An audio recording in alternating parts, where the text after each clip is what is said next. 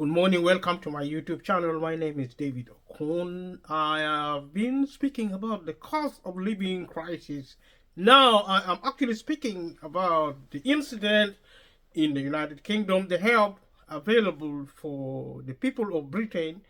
And normally when we talk about help in relation to the cost of living crisis in the United Kingdom, we are actually talking about the benefit system in the first place. In the second, we're talking about minimum wage in terms of employment, because the cost of living crisis is associated with income.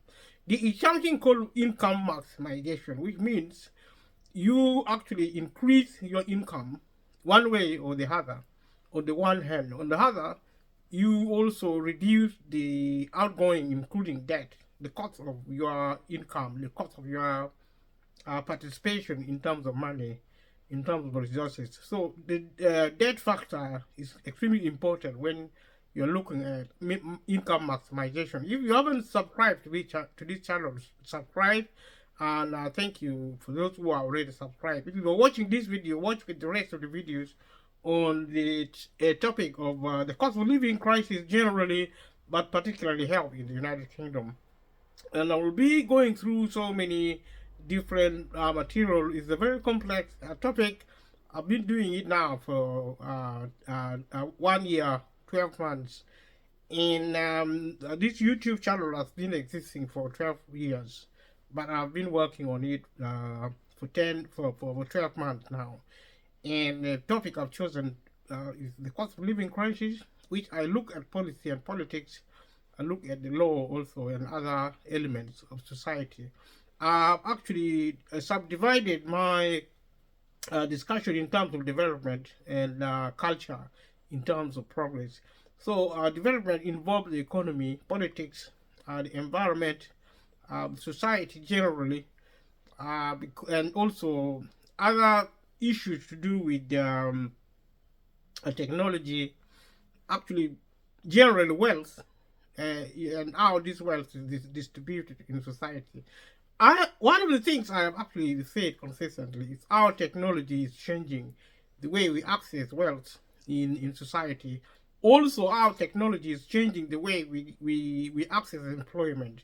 Because if you work for a living, then as a middle class and the lower class, the amount of money you earn from your employment. Also, if you are actually on self-employed and middle, lower, small and medium business, the level of your income will determine the profit you make from your business. Determine your access to income, and also how you can cope with the cost of living crisis.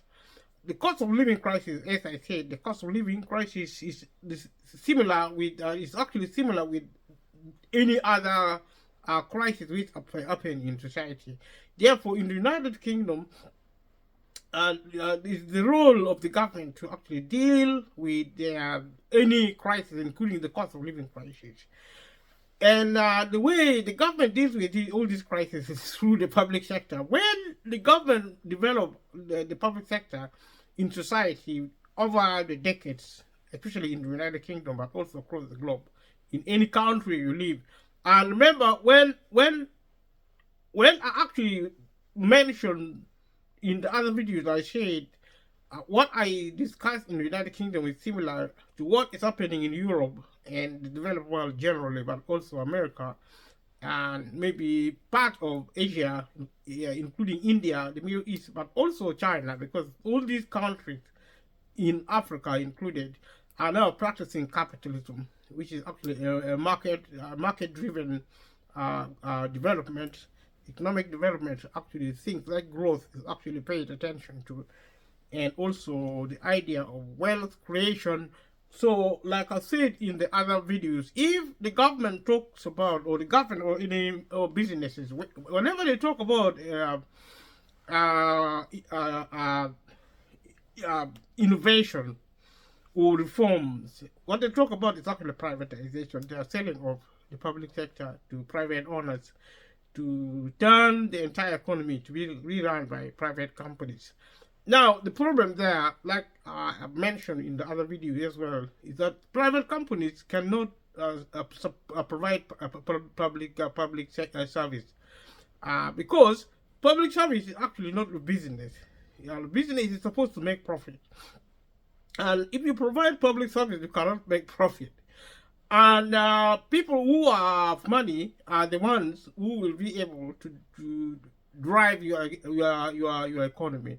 Now, if people lose source of income in terms of benefit in the United Kingdom, benefit is the money given by the government for those who do not work or those who cannot access adequate income for one reason or another through employment or self-employment. So they get benefit from the government. So these having money, if they have money, enough money, then they actually can buy goods and services in the market. But because of corporatization, big businesses are becoming big to run society. It means companies out with monopoly may fail to provide everything needed in society because, and with technology, they are able to provide goods and service for the super rich and still make money, because the purpose of private businesses is to make money. It has nothing to do with welfare, because when the purpose of the government is actually to provide welfare, including social security and other form of security, national security. But unfortunately, the government is now selling all of those, selling national security like the military, the police, prison, selling of the medical system, healthcare, food industry. So you've got problem with food and energy security, because for the majority of people, because the private company only think of money. Now, if they can make enough money by selling expensive product to multimillionaires and multimillionaires, and because they are corporations, you see, corporations now therefore concentrating on producing luxury goods and services for the super rich, including food like organic food, which ordinary people cannot afford. If you can actually produce, a sack of grain for £10,000 to a super rich, why should you provide the same sack of rice to, say, somebody on benefit who may not afford, or if they are to afford, you have to sell it for maybe £10. A sack of rice for £10. If you can sell it to a super millionaire, a multi-millionaire, a super rich person for 10,000. If you can sell a house, a 4-bedroom house, for 10 million to a billionaire, why should you sell it to a millionaire who can only afford a property for maybe 500,000 or even 1 million? So that is actually the outlook of our relationship in the market with goods and services. So increasingly, the economy with technology is now changing to cater for a certain group of people. So the small and medium businesses are being shut down because they cannot compete anymore. And big businesses actually can operate at a loss for a long time. And destroy the rest of the small and medium businesses. Small and medium business cannot operate if they cannot get adequate profit. Even if they're making money, they can still shut down because of costs. So now we are actually entering into society where the economy is being run by big businesses, and big businesses now are shutting down also, because less and less individuals in society are able to access what am I saying? Less and less people actually are accessing money. So money, especially in terms of cash is now being shut down because technology is developing in such a way that in the end, goods and services will be produced at no extra cost, because with artificial intelligence, with 3D printer, for example, which can print a car print a aeroplane, an airplane, can print maybe a spaceship, can print a house. I already mentioned a house. You can print anything. Anything now being built can be printable by a 3D printer. This is actually future technology is being tested in countries like China and other parts of the world. So there is a real possibility that society is going to be run by the machine. You have things like nanotechnology, which affect the way we access and use material for building, maybe rockets and things like that. These are some. They are really exciting information. Artificial intelligence is actually replacing human intelligence, which means if you work as a receptionist, administrator, an accountant, lawyer, these will now be replaced by artificial intelligence. It may not be happening today, but it may happen a few years coming from now. But this is some of the things I've been talking about for people to pay attention to. So that that the most important people in terms of the cost of living crisis, because it is more environmental in the sense that you fail to access food, the immediate things you need to sustain your life. So the cost of living actually providing evidence of a crisis, which, if not addressed, people will start dying because they cannot access medical service, they cannot access housing, they cannot access food, water, and energy. These are things you need. Therefore, what are we going to do? The government is shutting down. It's shutting down by privatizing the economy. The private company, when they buy public companies, they shut it down also. They shut it down because they're not making profit from it. They do not need now, because there are people who are accessing business ownership are few. Maybe only about 2 or 3%, more and more.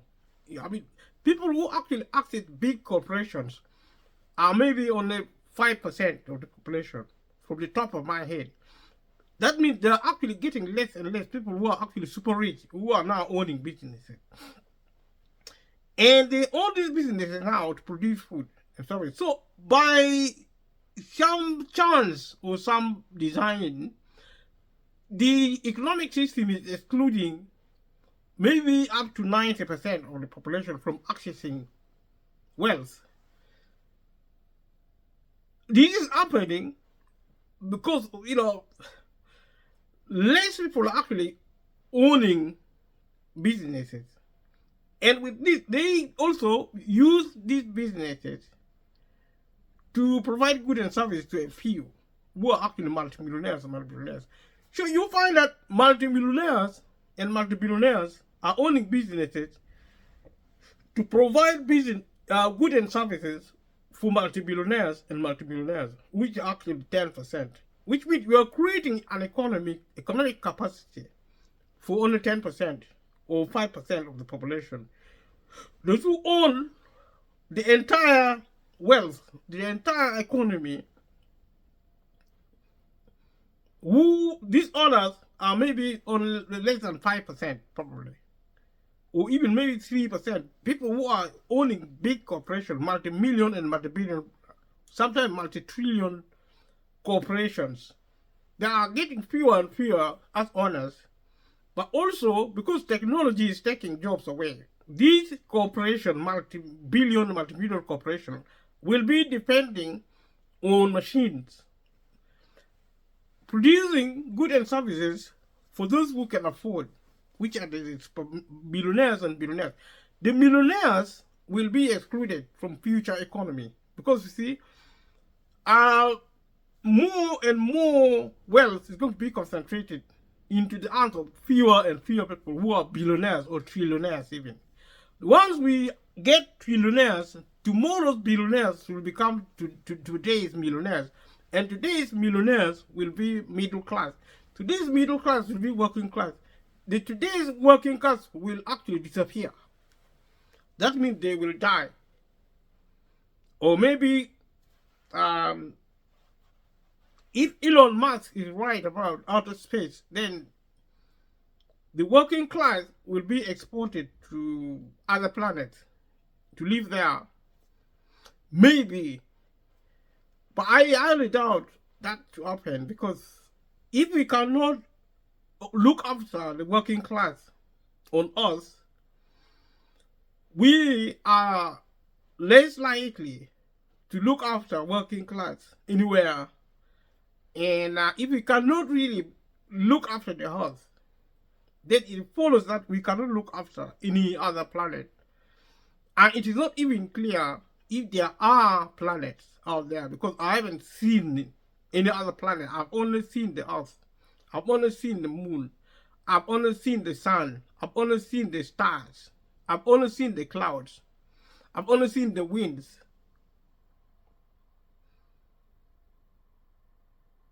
I have never seen any planet. I haven't even seen the pictures. There are stars. I have seen that. I've seen stars. I have seen the moon. I've seen the sun. I've seen other form of nature on Earth. I've seen the space, the sky, the cloud, the stars. I've seen it, but I haven't seen other planets. If I see things in space, I only have to assume it is there because somebody told me it is there. But I've never seen Mars. I've never seen Jupiter. All the planets, we are told about the existence of these planets, but I have never seen them. It is possible that nobody have seen any planet, any of the planet. No planet exists, because we haven't seen it. Somebody is telling us that they have seen it. Scientists are saying, astronauts, whoever scientists, let's say scientists are saying there are other planets, but we haven't seen it. What if they're not telling the truth? What if they're lying? Because they do these things by the sheet. It is what they do. We don't know. Somebody told us life evolved. So we got something called evolution theory. It is a theory, but we, the people of the world, the Earth, thinks theory is actually fact. I can sit here. You can sit there watching and ask yourself, is theory actually fact?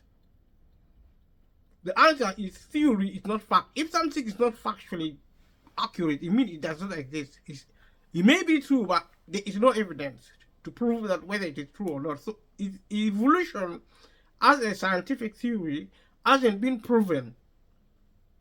There is no proof that evolution occurred. If you ask evolutionary scientists today and ask them why is it that evolution is no longer happening today, they have no answer. One of the scientists shared it on the television, evolutionary scientist. He shared it. He shared that evolution has now stopped. And then he added to say that probably evolution is probably still happening in Africa. But if you talk of Africa, you need to, if you are a white person or a black person who is not African, and you are actually talking about Africa, and yet Africans are there who live in Africa, and then you are either insane or rude or whatever type of person you are, because you cannot say that evolution is still happening in Africa. When Africans who live in Africa are not able to confirm to you that evolution is happening in Africa, that is actually a white man, British, probably English. He shared it on the BBC. I think it was in 2006 or something like that. Because he was being interviewed to say if evolution is still happening. He said evolution has stopped, has probably stopped now. But see, these scientists are saying there is evolution, but that is a theory. There is no evidence. Human did not evolve from apes. There is no. If you ask geneticists, people who study genetics, if people who understand genetic code, they have their genetical code. Genes, DNA are actually coded with numbers. They will say it is impossible for species to cross barriers. And if you study genetics, even at a basic level, there is no evidence that the DNA of an ape is the same with a DNA of a human. Never mind that DNA of an individual may not necessarily be the same. But this discussion is fake, is false on this channel because it's not really based on any scientific information. This is what I think. So it's just to support the thinking of science, of what we really think about people, and also about information. And the reason I'm talking about science now, because you see, we are talking about what the future, how our society is going to look. We are talking about space. We are talking about evolution. Is it true? If it is not true, then is it true that there are other planets? If there are no planets, are humans trying to create planets using wells from the earth, or wells from the stars, or wells from the moon? Because I saw the stars, I saw the moons, they are visible, I can see it. And so seeing is believing. Okay? So, what are we doing on Earth? If we need to look at development and consider our future as a species, because the cost of living is at our doorsteps. I notice that, nobody except the government is talking about the cost of living crisis. And yet the government we rely on is closing down the economy. If you close down the economy, you're closing down the country. When you close down the country, you are actually closing down the things and the people and the things living in countries. And this is across the globe. It's a global phenomenon. If society is closing down, government is actually shutting down society.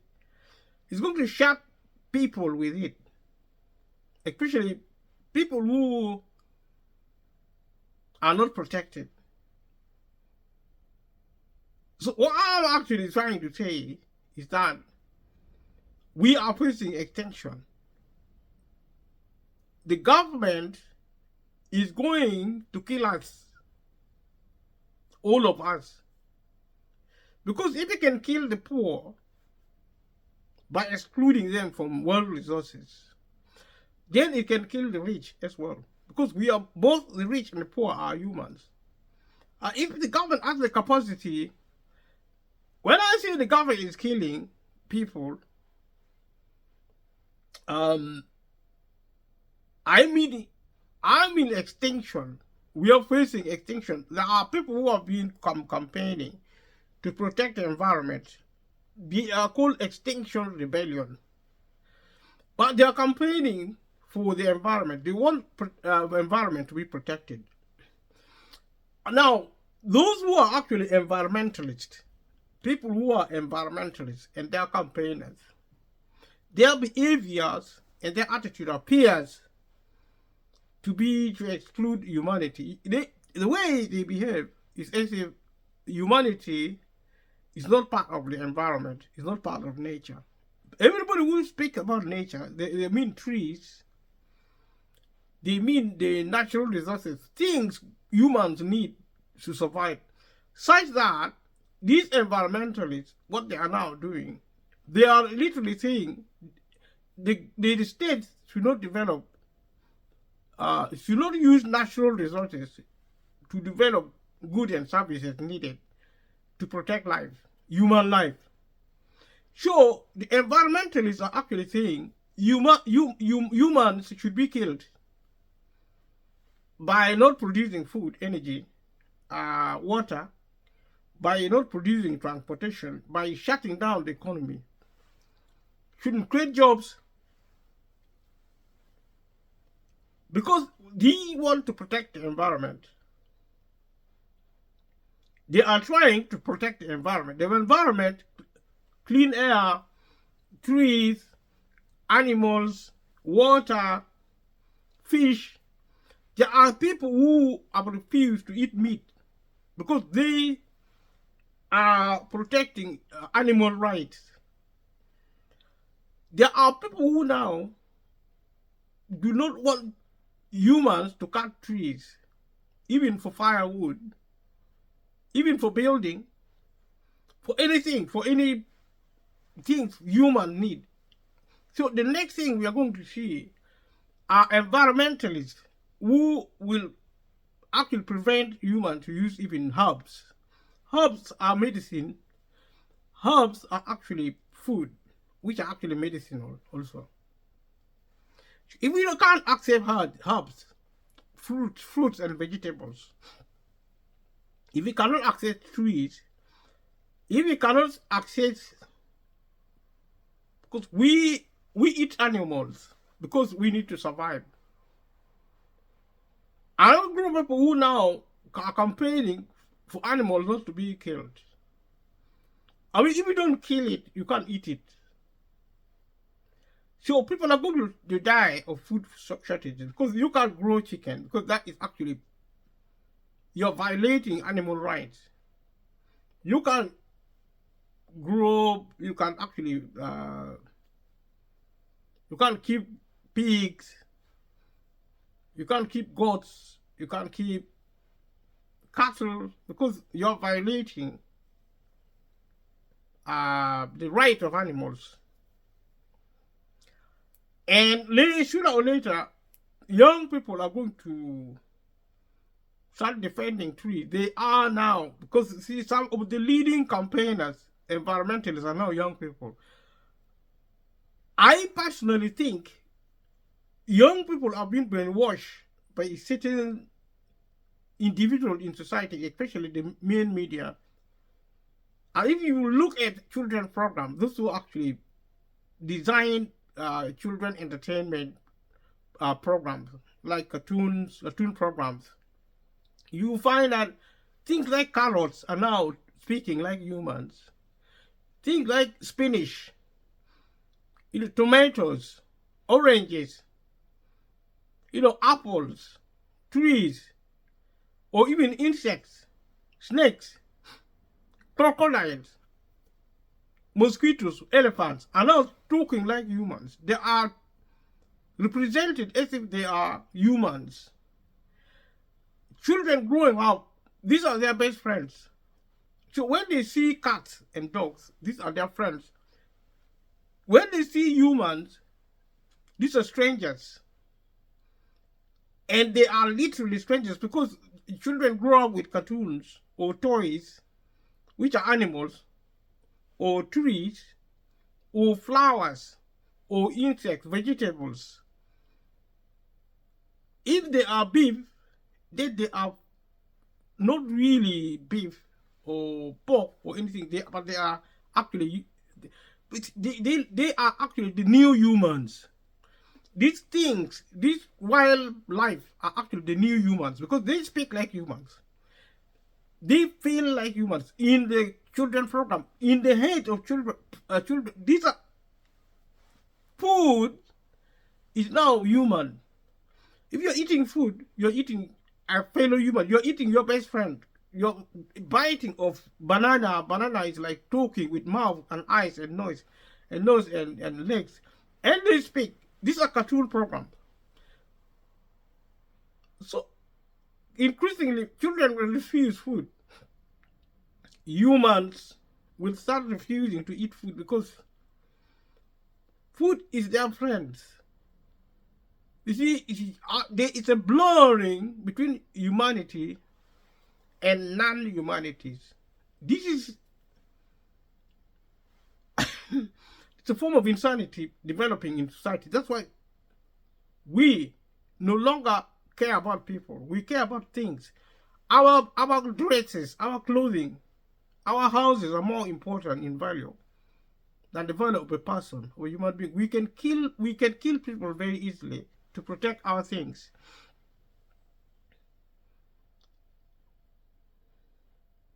I'm not saying you shouldn't protect your property from thieves or from, I don't know, or from vandals. Somebody destroying your car, but we are becoming a society where we have a lot of hatred for humanity and a lot of love for money, for things. This is what I call cultural economy. If you watch the rest of my video, I've been talking about something called cultural economy. Culture means humanity. Cultural economy means developing, conducting development around humanity. We have been conducting development around things, money, houses, cars, clothing, water. Water is also a thing. So now we are trying to save water. Other than we allow people to die because we want to save water. We prevent people from drinking water so that we can save water. So we prevent people from eating food so that because we want to protect animals.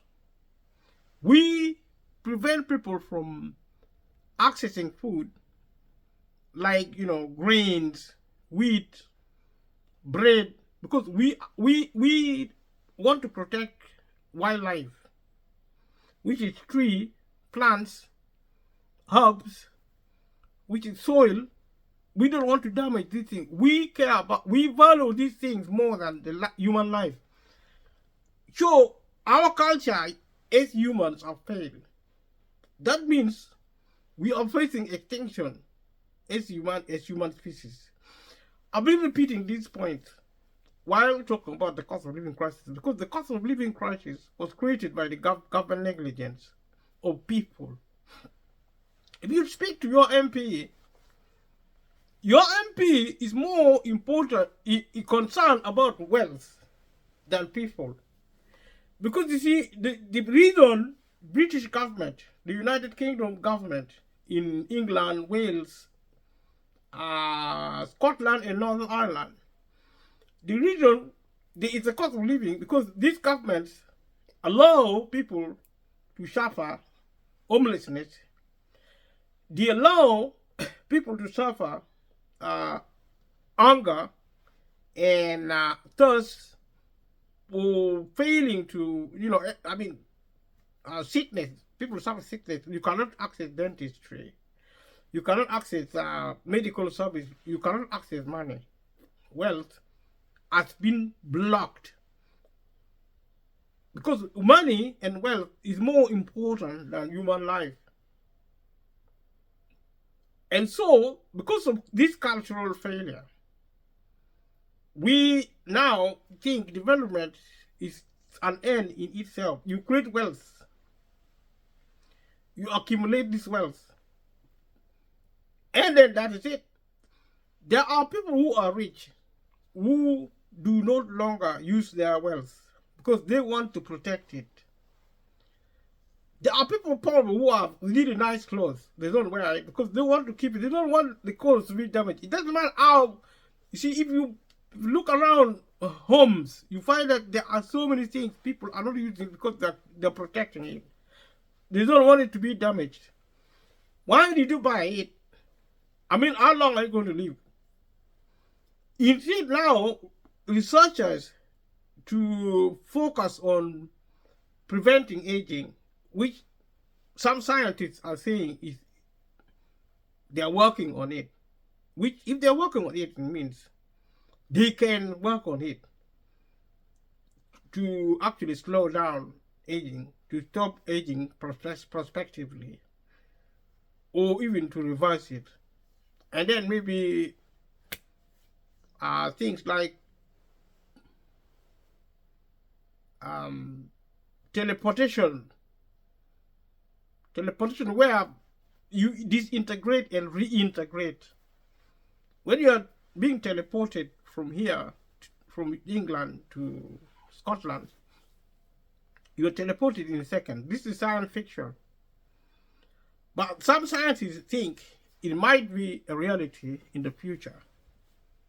If so, it means people die and come back to life through scientific methods. Because if you disintegrate, you disappear and reappear, this means you died, you vanished. Your body system was integrated, was pulled apart and transported as information through a system of teleportation and reintegrated and put back again. The information, I mean, your body is reduced to pieces of information. You disappear, which is really good. It's really, really exciting. It's really, really fantastic. You vanish. Everything is reduced to information, data. And then this data is transported from England to Scotland or Wales in seconds, and then reintegrated into your body. And then your life comes back to your body. So you die and comes back to life. This is the coolest thing I've ever seen all along. I don't know if it is going to happen. I don't know if it is possible, but this is science fiction. But there are scientists who are actually considering the possibility of that being in facts other than in fiction. And the history of science is such that what was fiction, a lot of things we use now used to be fictions, like invisibility. Invisibility is now called stealth. Stealth. An object is actually moving, you don't see it. We used to see in science fiction, invisible man or woman. But now it's scientific fact. Aging or longevity or even mortality used to be fiction. But now, if scientists can achieve aging, I mean, they stop people from aging. Aging is the number one killer today. And then also the sign of regeneration, degeneration, which is actually aging also. If we can stop aging, we can stop degeneration. And if we can reverse aging, that is regeneration. So if somebody shoot your head or chop your head off, your body will grow back. Your head will grow back within seconds, which means you don't die by accident. If somebody shoots your head by a gun, it will heal within seconds. That's regenerative health, medicine. If that is achieved, which is still, in my opinion, at least in my opinion, is still fiction, and in the fact, actually, it's still fiction. But I am beginning to believe that science, there is no limit to scientific achievement, and what is fiction will ultimately become non-fiction. This discussion is talking about humanity, culture. Talk about culture, about humans, the future of humans, the status of humans.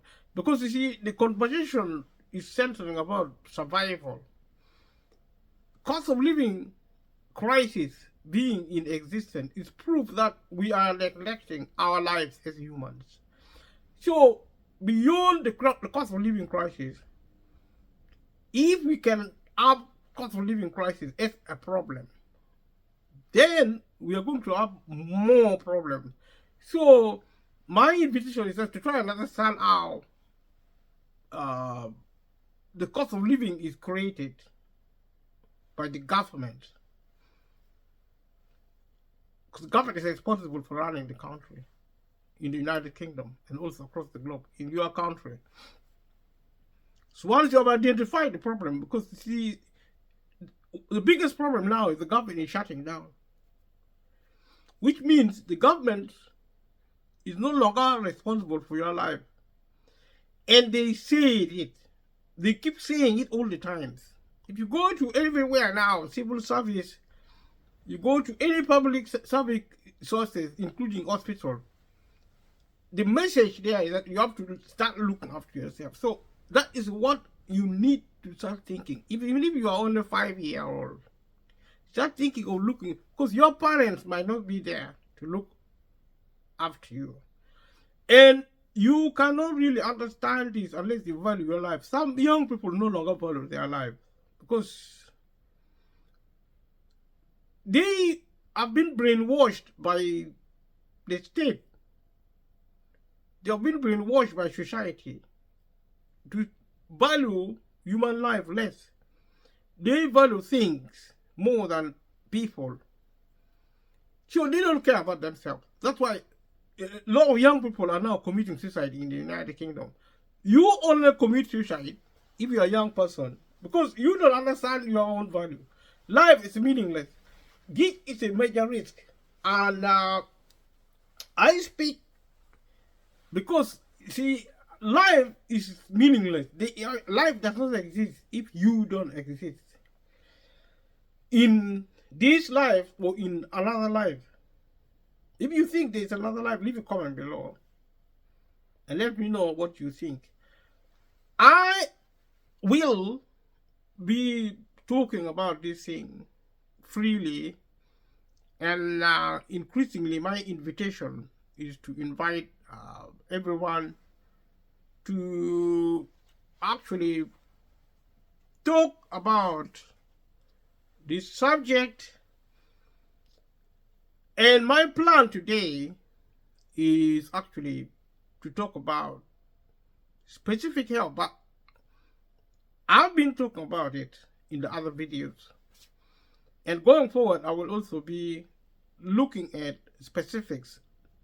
Let me now turn and look at universal credit.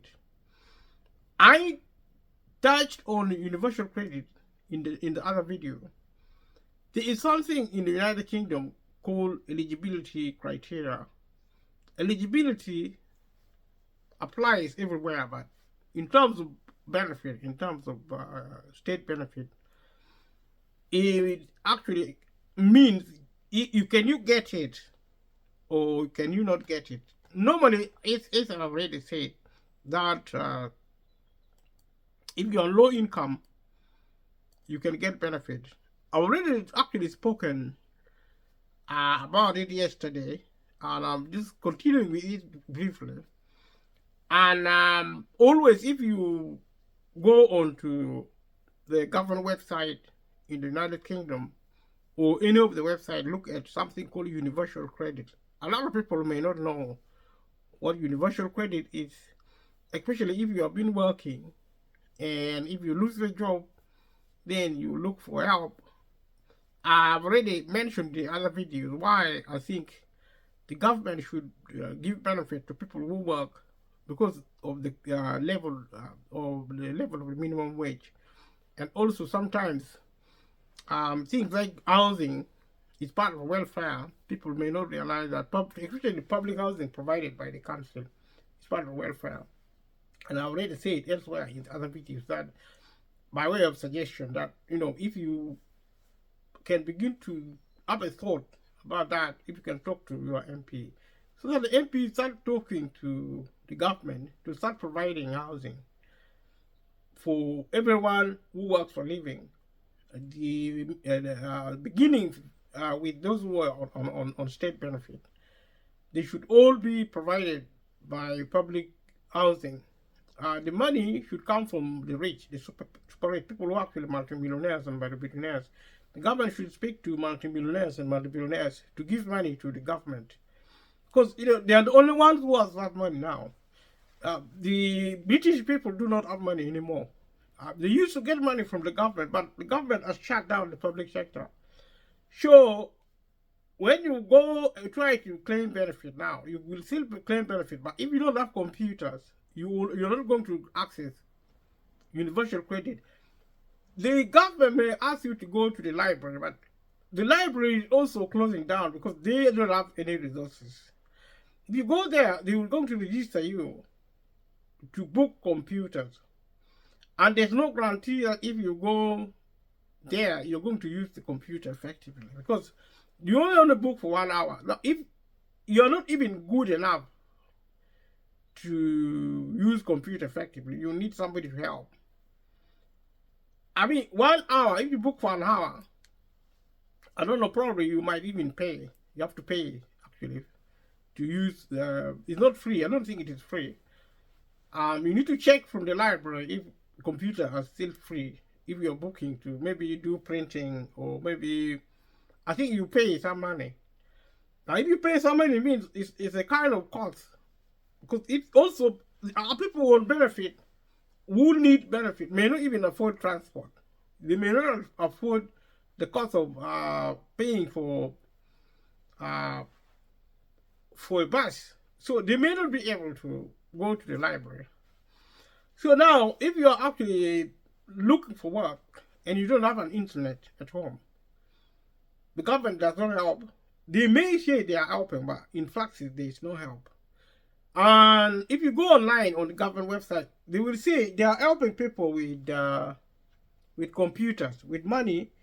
If you are looking for work, they are actually giving money. That's what they say. They say they're giving money to buy a computer, to buy a mobile phone. But if you go to the DWP, maybe if you are an advisor or you actually need help, or you need help for yourself or for somebody else, the DWP is going to say, go to the library. Because it's discretionary, these help are discretionary. They can say something like, if you have a job interview, we're going to give you money to buy a computer. So they can say anything. I mean, if you say you got an interview, they say, okay, if you get a job, we're going to give you money to help you with work. But if you get work, they're going to say, if you don't earn enough to buy, then we're going to give you money. So they keep avoiding helping. That's all. That is the DWP. Help given at the DWP, because they are most help is actually discretionary. And only the UK government understand why benefit is so fragmented. The question is, why don't you pay one benefit, universal credit, just one for sickness? Because with sickness benefit, I've already said, every time I begin to talk about benefit, I have to really talk to people about the reality, because it's easy for me to say, go and apply for benefit. And if you go to apply a benefit, you're going to get benefit. If you have savings of 16,000 or less in your bank account, 60,000 pounds, and you don't work. But if you're working, if you're getting, I'm not sure, but I think if you're earning less than, let's say, 1,000 pounds, because you see, if you live in a house, the average rent is about 100 pounds. That is the lowest you can pay for a council property or housing association. On the market, the minimum you are paying for your rent is about 300, and there is called government benefit cap these days for housing. So if you're renting privately, you may not get benefit to pay it. But the government is also not giving housing. They are not actually giving public housing anymore. So if you go to the council will say, yes, you're homeless, but you're not a priority need. So homeless people are being refused housing by the government because they are not priority need. I mean, if you are homeless and you're not a priority need, that should the message to the people of Britain is that the United Kingdom, that the government has shut down the public sector. It doesn't want to provide help to anyone. So you should now start thinking in terms of benefit. I'm going to talk about universal credit now. In terms of universal credit, you have to have the internet. You have to learn how to use the internet. If you are actually a pensioner, you're not going to get universal credit because you are. I'm not saying pensioner, but pension age. Because obviously, if you're pension age, it doesn't mean you'll be getting pension. You would be a pensioner by definition, but to become a pensioner, to get pension, you have to claim pension. So if your pension age 65, I think in the United Kingdom now, 65. If you are now 65, you can apply for pension. Now, if you work for 10 years to pay national insurance for 10 years, then you can get state pension. But you get the lower amount because people don't get the full state pension because they worked 10 years. Now, what I say to the government is that if somebody worked for an hour in their life, they should get full state pension. That is number one. Number two, the level of state pension should be raised to £30,000 per annum. That's from the top of my head. If the government thinks that is too much, then it should reduce it to £20,000 per annum. One payment to cover housing. Because now if you're a pensioner, I'm talking about the universal credit, but I also talk about pension because it's the same benefit. It's only different by label, but also the condition of these benefits are different. Because the universal credit refers to people who are actually 16 years and above, but less than 65, which is actually pension age. People who are actually not pensioners by age, not really children who are actually younger than 16. Because if you are actually 16 years, then you can get child benefit. If you are 15 years and below, you get child benefit, which is actually the same with universal credit, because it is benefit to help you to live, to kind of run your life, to have a livelihood. You have something called universal credit. That means you are actually 16 years. And these days, with universal credit, it's so confused. The economy, the benefit is extremely confused, because if you are sick, then you get universal credit. Then if you are sick, you don't get it. You see? So some people are also sick. Some are actually very sick. It's like the government is saying, if you want to get benefit, be very sick. Actually, because you see, the condition for getting benefit is so complicated that the only way you can get benefit effectively is when you are dead. Because you see, the thing about sickness benefit is that the medical doctor should write a report that you are sick. Then you get sick. You're supposed to get sickness payment, sickness benefit. But what is happening in practice now, actually, is that if you're sick, the government says you're sick. The DWP, Department for Work and Pension, is saying, yes, you are sick. The doctor says you're sick, but we don't believe it. Because we think the doctor is lying. But still, we want you to go to the doctor and get evidence from the doctor. Because even if you don't get any evidence from the doctor, you are not going to get benefit. If you get evidence from the doctor, you are not going to get benefit. So if you're sick, you are not going to get benefit anyway. Unless you're lucky, it's like a lottery. Getting sickness benefit from the DWP is like playing a lottery. So every time I advise people to claim sickness benefit, I'm sending them to go and play a lottery without playing lottery because of something called health assessment. Health assessment are not conducted by doctors or health workers.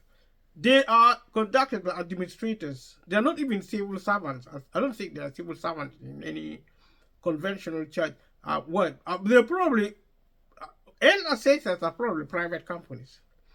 They are there to make money by a project which is actually almost fraudulent because only the government can actually get away with actually setting up a program like health assessment because if a patient if you are dying, if you are going to die, if the doctor says this patient is terminally ill within six months, then the DWP will say you shouldn't actually do health assessment. What's the difference between somebody who is going to die 6 months and somebody who is not going to die 6 months? Maybe they're going to die 12 months. If you're dying 12 months, more than 6 months, you're going to go through health assessment. But what if you're going to die 7 months? You still do health assessment, and you're not going to you're going to fail it. Anybody who does health assessment fails it. The majority of the people attending health assessment will not get benefit. And then they have to ask the DWP to look at the decision again. It's called mandatory consideration, which also fails. Sometimes it doesn't. If you involve professionals, if they work, the professional for the professional to challenge the decision on your behalf, they have to do something called casework. In my opinion, if they do information level of work or advice or normal advice, they may not be successful because it is a lot of work. And a challenge decision from the DWP, you can do one case for a full month to get all the information to actually engage with the DWP, and normally they refuse. And then an advisor has to work with the client to go to the tribunal, to the court, to tribunal court, challenge the decision there. Again, you have to take the DWP to court using taxpayers' money. The money which should be given in health benefit will be wasted at the tribunal. I don't think the government give legal aid to challenge benefit decision. I don't think they do. I don't know really, but from my experience, if advisors or lawyers who give free legal advice, if they are not there, and lawyers who give free legal advice are becoming less and less, because to give free legal advice, you have to get grant from the government, or you have to subcontract with an organization, and then maybe you get a grant, or you get funded by some, in some way. I don't know how they get funded, but I think they get grants from the government. But any organization getting grant from the government is supposed to be efficient in using that money. That means you have to cut costs, because the money is symbolic. See, the government is giving money to organizations for political reasons, because it's still afraid of the people of voters. What if the government is no longer afraid of voters for one reason or another, which the government isn't, because they have so many means of manipulating members of the public. So this is actually my criticism of society, my criticism of the government of the United Kingdom. And I am interested to do that because I've already said what happened in the United Kingdom is happening everywhere else because of globalization. Globalization means the governments of the world is coming together to form one government. And we show, you see, if you live in the United Kingdom, the European Union and Brexit is an example of globalization. When Britain left the European Union, Britain left the European Union. European Union is actually part of globalization. It's the process of the world becoming. I mean, if there is a European Union, they know that the process of globalization is going out or not going on. And a continent like America is coming together with other United Nations. If there is the United Nations is actually evidence of globalization, because the United Nations is the government which operates globalization. They may not say what I'm saying, but if you study it, that's what the UN does, because its headquarters is in America. And it operates in Europe, it operates across the globe. It uses world governments to operate a government.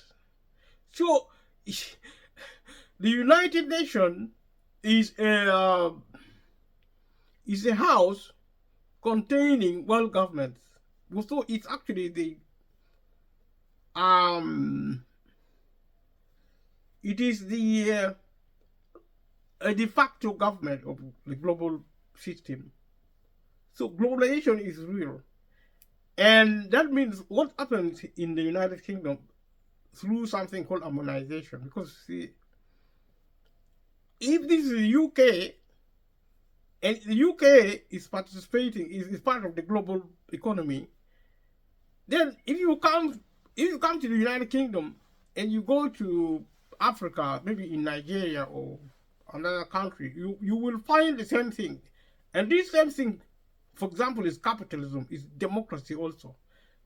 There are elections in every country now. There may be still variation because globalization and the other system is actually part of the process. So, I mean, if you have an MP in an African country, go and speak to them and ask them why there is no welfare benefit in Africa. There is no reason except Africa. I don't know. You ask anybody. I mean, if you're in the UK, go to your MP, member of parliament, say, why? I mean, the answer is probably in the question. If you have the time to do that, just do it. Go and ask an MP in the United Kingdom why welfare benefit is not in Africa. They will probably have an answer. I don't know what they're going to tell you.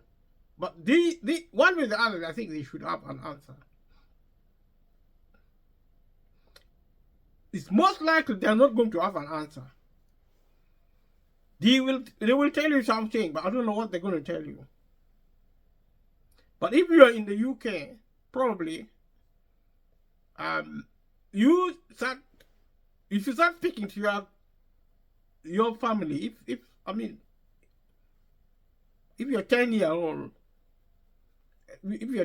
old, or maybe 5, I don't know what 5-year-olds would know. Maybe you can sit down and talk. If you can watch cartoons, if a 5-year-old can watch a cartoon, then probably can talk about politics.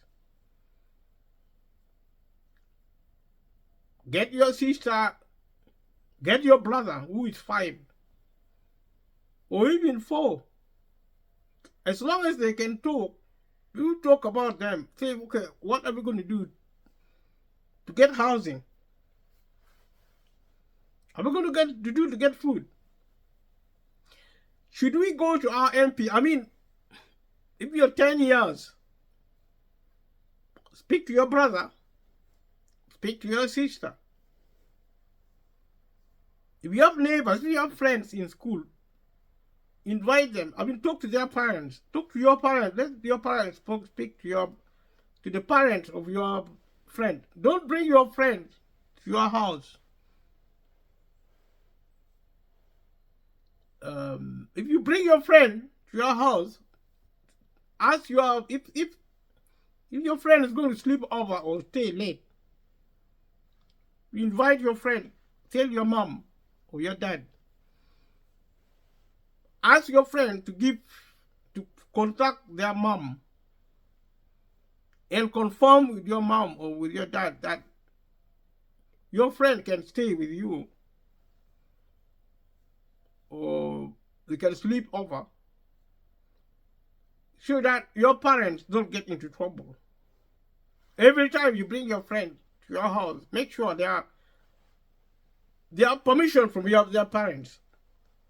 And tell your mom that somebody, you watch this video and somebody say to you, if I'm bringing my friend here, if they are less than 18 years, make sure their parents, your friends' parents, give permission. Otherwise, your parents are going to get into trouble with the police. The police can arrest your parents for you bringing another child to your home. Remember, if you watch the news, I can't remember his name. He stayed somewhere in France for 6 years. And the police are now investigating a crime of abduction. Because if you bring your friend, if you are 10 years, maybe you are 15, you bring your friend to your home, your parents will be abducting your friend according to the law. If your friend didn't get permission from their parents to come to your home or even to stay at your place, every time that happens, because parents do not know, they are actually, because your friend can come and your parents will start looking for your friend, because your friend didn't ask permission from their parents. So when you are going to have a meeting with your friend in your home, remember what I said, because they need permission from their parents to come to your home. And also, if you're going to have a meeting, ask permission for your parents, just to be sure you're doing the right thing. You're not putting other people into a problem. And everything you do, if you're a child, ask permission from your parents, because that's what the law wants. If you're going to do something, if you're doing things adults normally do, ask permission from your parents, like inviting your friends to your family. That is what adults do. Adults invite, because as a child, you don't have a home. You're living at your parents' home. Until you are 18 and you, I mean, if your parents put your name into their tenancy, then you will have legal right as a tenant. If your name is not in the tenancy agreement, I don't know the criteria if you are actually underage. If you are 18, if you're less than 18 years, you cannot sign a contract. Most contracts cannot be signed by under 18, because they don't have the capacity to sign contracts. So your parents live in a property, if you are there renting, whether it is council housing or they are renting. If they are renting, normally when they say they are renting, it means they are renting from private companies. The shame, because you have contract. If you have a contract or whatever, you have a landlord. Normally, when people talk of landlord, they're actually talking about private companies. But actually, private council are also landlord in technical, because they are council landlord, and they are public landlord. They are social housing. They are social landlords, because the house is actually social housing. So they are social landlord, and there are private landlords also, which are actually private company. You are renting privately. So that is contract. If you sign a tenancy agreement, it's a contract. You have to be 18 years. And that means you cannot have a home as a child. Children are actually homeless apart from their parents providing homes for them. So if you're doing something at home, maybe you you want to call a meeting, if you want to do something like try to discuss the cost of living crisis in terms of food, you have to really talk to your parents and say, where do we get food from? If we can't get benefit, if we cannot be paid enough from our work, I mean, if you want to work as a child, what are you going to do? What type of work can you do to maximize income? Maximization of income, actually, to increase the level of income, you have to work because the government is not. The government can pay £30 an hour in minimum wage, national minimum wage, national working wage, and they can name it whatever they like. If the government can do that, then children don't have to work. I mean, if they don't, then you have to go to school and come back and make cakes or start making your own clothes. Ask your parents to buy a sewing machine and go online and download courses online, or for wherever you can get. If you can ask your MP to give you money, or anybody really. I don't know who you can ask money from. Don't ask money on the street. I mean, you can go to King Charles or to the Prime Minister. Prime Minister, UK Prime Minister is extremely rich. I don't think you're going to be allowed to go to King Charles. I don't think you're going to be allowed to go to Rishi Sunak, Prime Minister. You may not even go see your member of parliament if you're a child. You can use your parents. You can go with your parents. If you want to talk to your MP and say you want money to get a sewing machine, and you also got money to do training on Saturdays. Make sure, if you're a child, make sure you complete your homework first and rest. Especially if you're on holiday, then you can learn how to make your own uniform, because the government is not giving you money to pay for your uniform because it's so costly to your parents, and your parents are being paid low.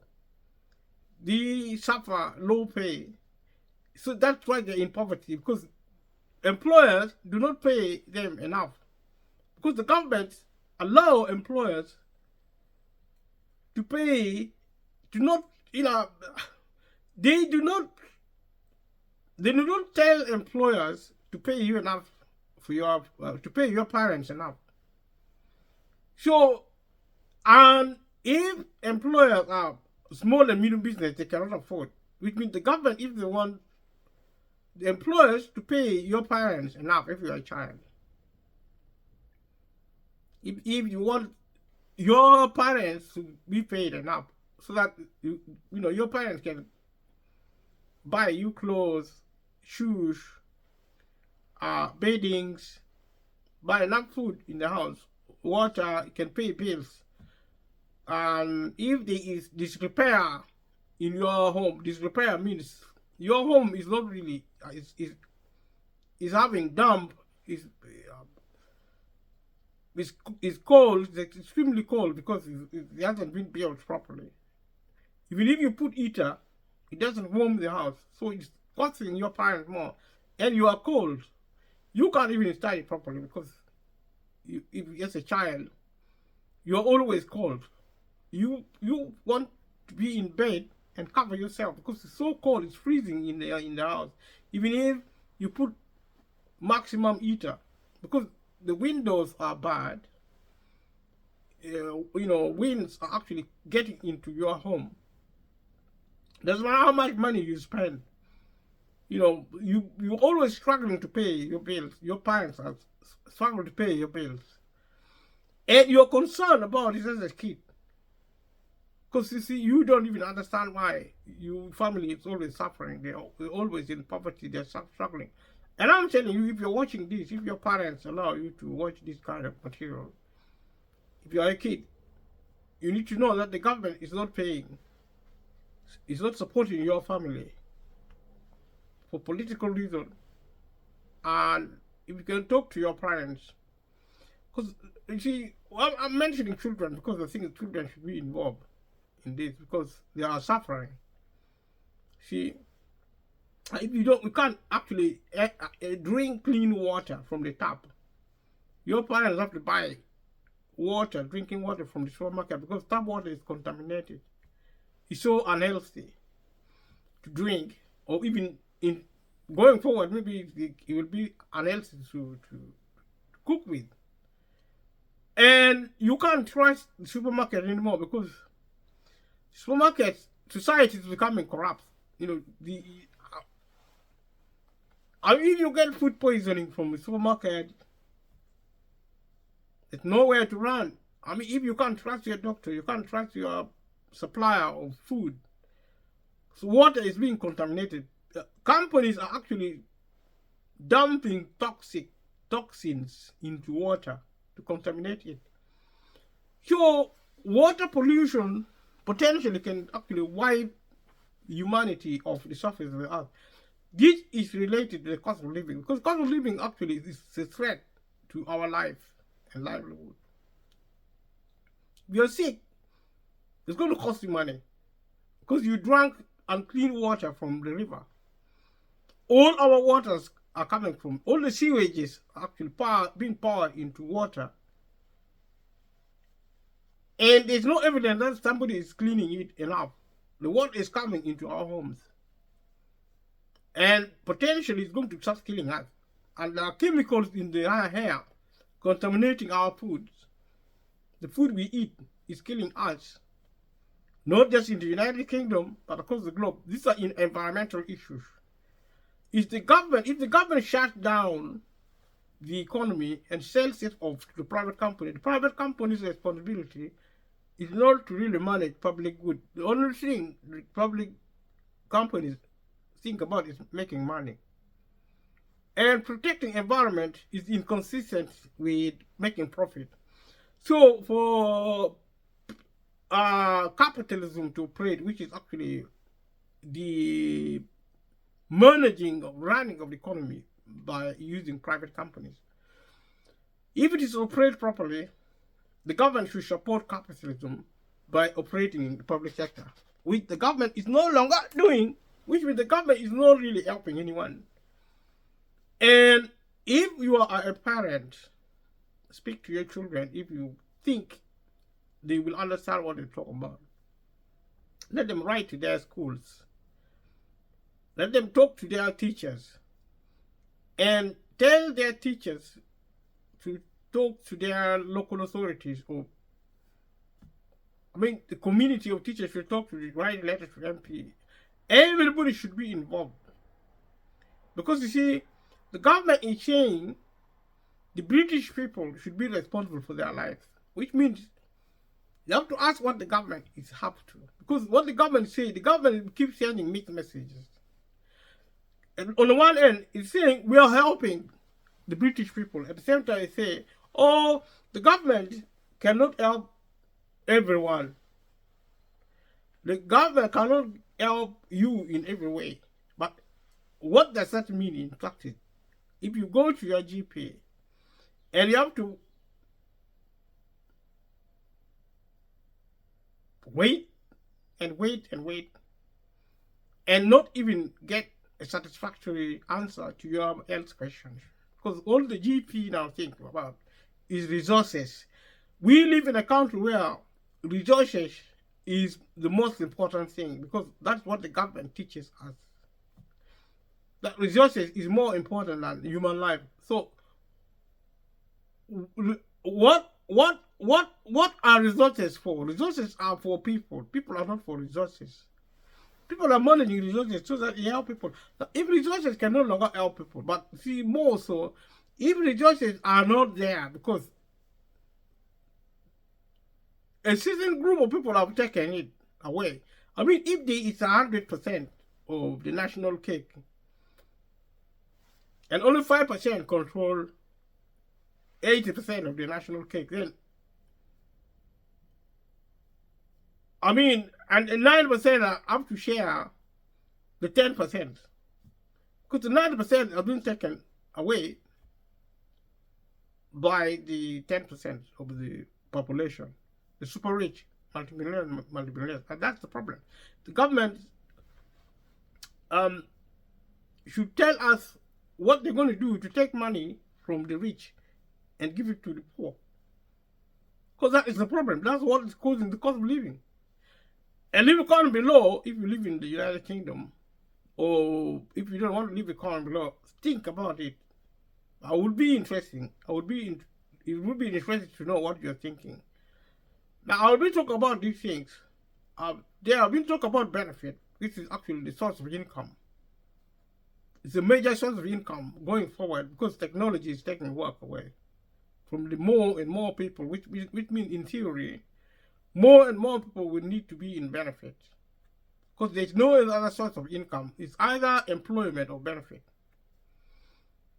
You can be given money, but one way or the other, those money has been produced by the economy through work, either employment or self-employment. Self-employment means you are running business.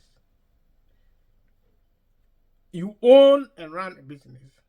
Employment means you run a business by working as somebody who doesn't own a business. You are employed. You're employed by somebody who owns a business to run the economy. So one or the other, to succeed as an economy, we have to work. We have to work to produce goods and services, wealth of the nation. We have to work for it. But technology is now coming to help us. The only problem with technology is that it doesn't get paid. The employer may invest in terms of capital and infrastructure, but once that is done, the machine is not going to come to our employer and say, can I sign an employment contract, including remuneration, means paying salary. The machine is not going to do that. If you use a vacuum cleaner, you're not going to pay your vacuum cleaner some money because it has been cleaning your room, although you actually use the machine. The future of the machine is that a vacuum cleaner will actually be operating. You don't have to touch it. Maybe you want to say, speak to your machine, washing machine, or even cooker, fridge. All fridge start working. It starts working. Like now, you speak to other. If you are driving one of the latest car, you can actually speak to the car to start an engine. It starts an engine. Artificial intelligence driverless car. The car will drive. Use artificial intelligence to drive itself. So if cars and trucks and airplanes and trains can use artificial intelligence to be driverless, drive itself. If they can do that, it means it can also do other things. Artificial intelligence can actually build houses without the help of human labor.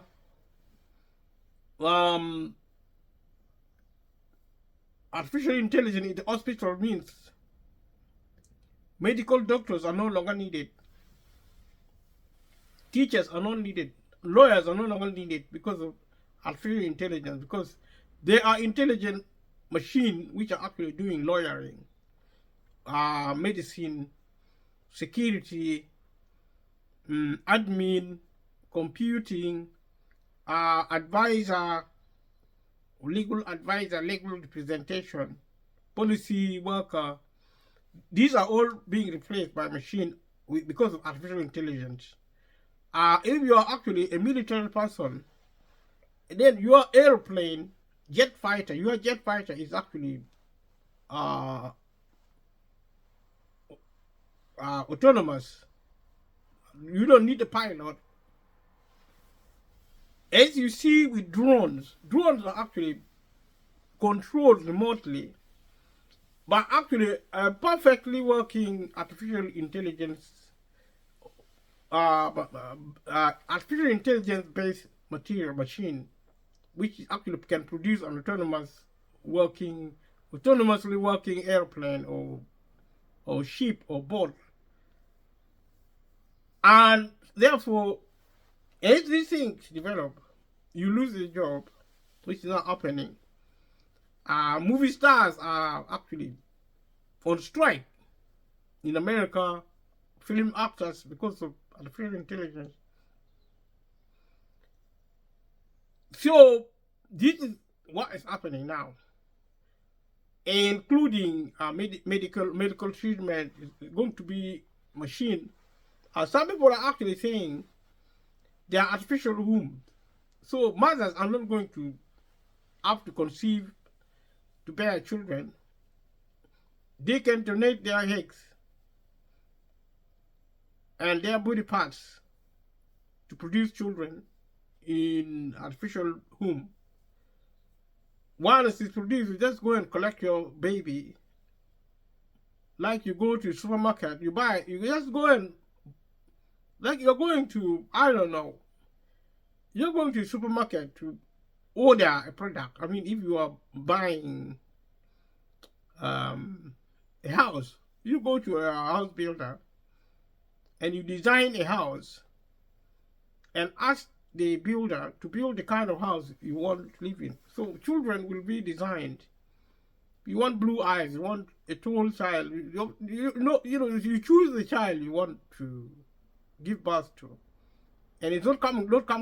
The child is not. You're not going to carry the child in your womb, because there will be artificial womb and artificial birth process.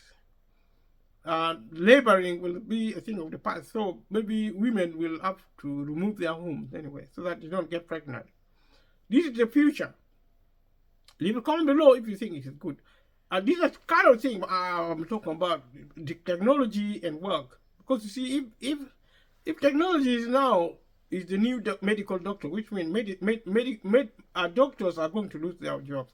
I'm not talking about now, but it's happening now more and more, and that is relating to the cost of living crisis, because there is a crisis in the economy involving income. That's why this topic is actually known as income maximization. That's why I started to talk about universal credit, a source of income in the United Kingdom benefit. And also, you cannot talk about benefit without talking about employment. So in summary, what I've been talking about this evening is actually about employment and a system of benefit. Employment because of income. Because I am talking about income maximization. Because if you are trying to deal with the cost of living crisis, you deal with income issue.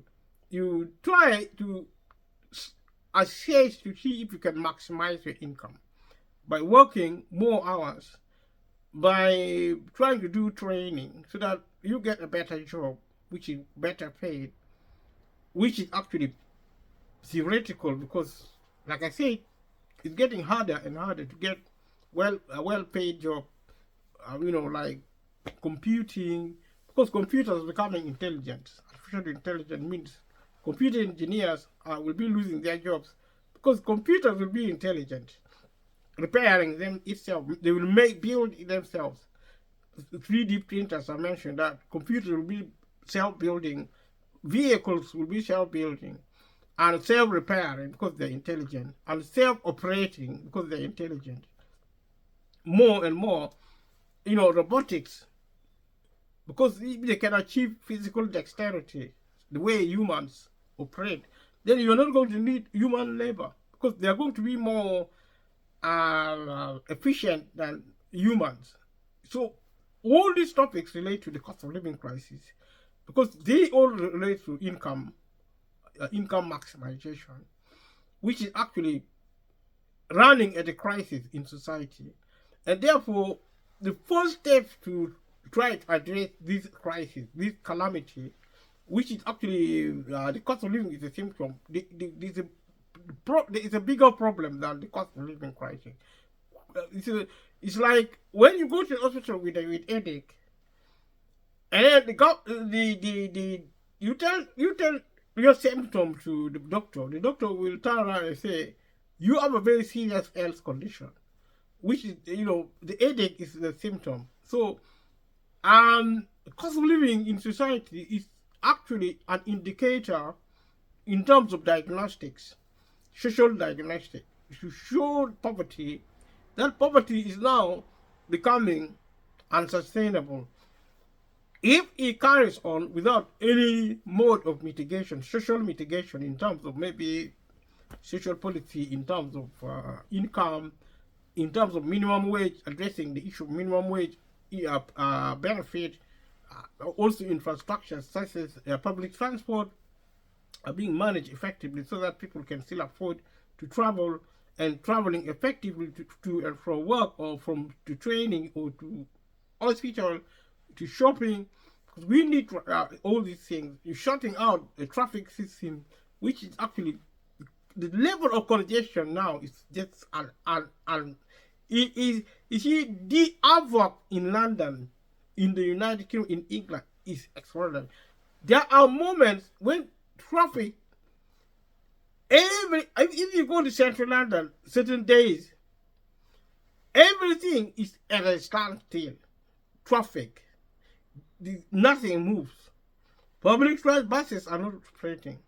They are there, but they cannot move because of traffic.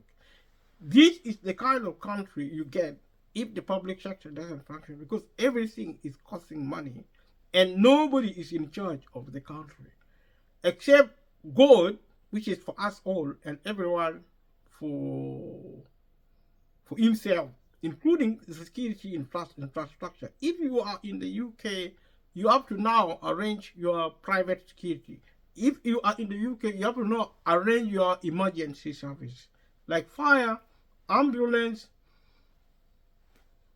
And I will be exploring these options, which some of them are ideas. If the government is not providing, the private companies are not providing, then you should provide it. In terms of food, for example, you have to grow your own food. In terms of medicine, you have to be a medical doctor.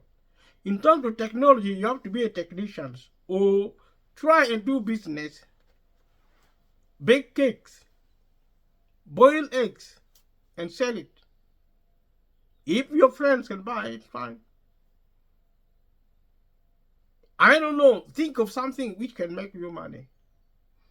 I have no clue what it is. It doesn't matter how little it is. You can try and use the internet to sell your product. You can create a community, social media community, or any social networking community. Discuss these ideas. Maybe you come together as communities and begin to speak to your governments, speak to your MPs. If you know there is a millionaire somewhere, speak to, like Richard Branson, like King Charles. If you can, if you as a community, try to contact King Charles, Prince William, to help. But you need to form as a community, even if you're young people, even if you're children, form into communities. Use the internet. Instead of playing all the time, start understanding work. It's a 5-year-old. It's a 10-year-old. It's a 15-year-old. Children like playing. But, if your parents can no longer look after you effectively, because the state which took over running Britain, United Kingdom, has refused now to help you, which means you have to take your country back. Actually, David Cameron, former Prime Minister, now current Foreign Secretary of the United Kingdom, Foreign Secretary of the United Kingdom in the House of Lords, when he was campaigning, when he was Prime Minister, he said, we want to give your country back. That's what the Conservative Party said. It was actually at the heart of their manifestos.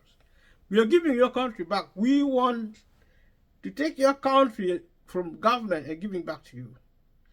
That meant privatization. Now, the current Conservative Party is talking about leveling up, which means those who actually participate in the private sector are going to benefit from the concept of leveling up, which means if you have money, you're going to get more. That's what leveling up means. And it means if you are poor, you can get out of poverty if you are actually a businessman or woman. If you don't know how to do business at all, if you cannot make anything and sell it, say bed sheet, say curtains, say if you cannot build something and sell it, or maybe you can build a house or sell your service, you cannot actually benefit from leveling up because it's a private sectoral concept. It doesn't relate to public sector at all. It only relates to private sector, which means leveling up only applies to people who do business. But it also means if you are actually a big corporation, a big business, which is a multi-million, multi-billion people, so leveling up actually refers to multi-millionaires and multi-billionaires. It means they are going to get more money. They're going to get more wealth. This money is going to be taken up from people who are actually at the lower scale of the economy, and it's going to be leveled upward. It's going to be taken, the government is going to be taking money from the poor and giving it to the rich, like we saw Rishi Sunak did recently, the Prime Minister of the United Kingdom. He used tax policy to give billions of money to energy company.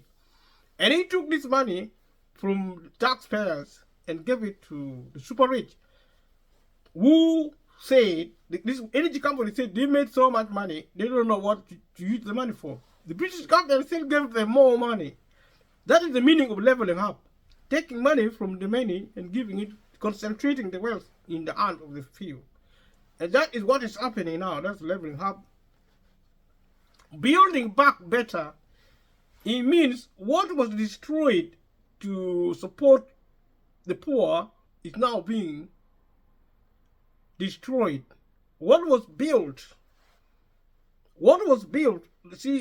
building back better, what was destroyed, what was built actually to support the majority of the British people is going to be destroyed. And in its place, the government is going to build a system where money is going to be leveled up. So building back better means destroying what exists now to take money from the rich and give it to the poor. So the correction is now building a system, replacing it with a system which takes money from the many poor, from poor people and giving it to the super rich. That's what building back better means. It also means leveling up. It means leveling up and building back better. Building back is actually referring to investing in capital and infrastructure, whose primary function is to take money, wealth from the many and giving it to the poor. Because that's what capitalism and business system do. And the only way to help the poor, who are the majority, 90% of the population, is actually to do something else, to really build public sector and private public services to do that. So this is the conversation. Leave a comment below, and thank you for watching this far. And next time we will continue to look at income maximization and actually explain it from the more practical point of view. And this will help viewers who live in the United Kingdom. When they go to look for the internet, they know what they're doing now. Because if you pay attention to this video and try to understand what I'm trying to say, if you now go online on the internet and access any information and watch this video also, you will understand what that information means. I'm trying to not send you to get information. I'm trying to explain to you what the information mean in practice.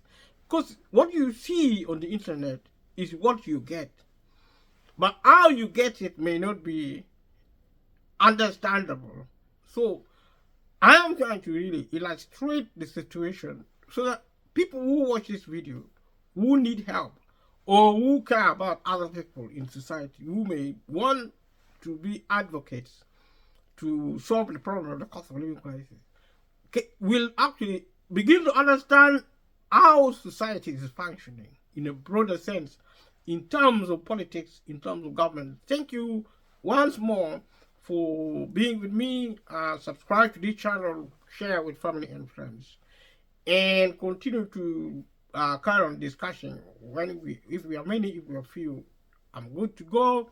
And I'm so grateful to myself and also to you to actually work together to enable me to participate in the way I'm participating. Thank you. See you in the next one. Thank you. Bye-bye.